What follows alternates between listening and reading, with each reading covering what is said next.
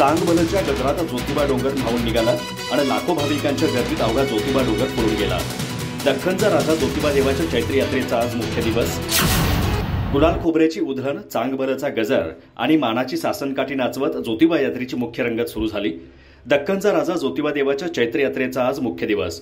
संपूर्ण महाराष्ट्राचं कुलदैवत असलेल्या ज्योतिबाच्या दर्शनाला लाखो भाविक ज्योतिबा डोंगरावर दाखल झालेत। चांगभलच्या गजरात आणि गुलालाची मुक्त उधळण करत मानाच्या सासनकाठ्या दाखल होत आहेत। 3 दिवस चालणाऱ्या चैत्र यात्रेचा आज मुख्य दिवस असून ज्योतिबा मंदिरात पहाटे 3 पासून धार्मिक विधी सोहळ्याला प्रारंभ झाला। केवळ महाराष्ट्रातून नाही तर दक्षिण भारतातून सुमारे 7 ते 8 लाख भाविक ज्योतिबा डोंगरावर दाखल झालेत।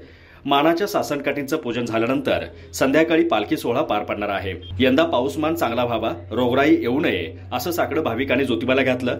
दरम्यान हातकणंगले लोकसभा मतदारसंघाचे महायुतीचे उमेदवार खासदार धैर्यशील माने यांनी देखील डोंगरावर उपस्थित राहून ज्योतिबाला साकडं घातलं। त्यांनी गुलालात न्हावून निघत सासनकाठी नाचवण्याचा आनंदही लुटला। यात्रा सुरक्षितपणे पार पाडण्यासाठी जिल्हा प्रशासन, पोलीस प्रशासन आणि पश्चिम महाराष्ट्र देवस्थान समितीने जय्यत तयारी केली आहे। ज्योतिबा मंदिरात येऊन तोफीच्या सलामीने रात्री 10 वाजता पालखी सोहळ्याची सांगता होईल।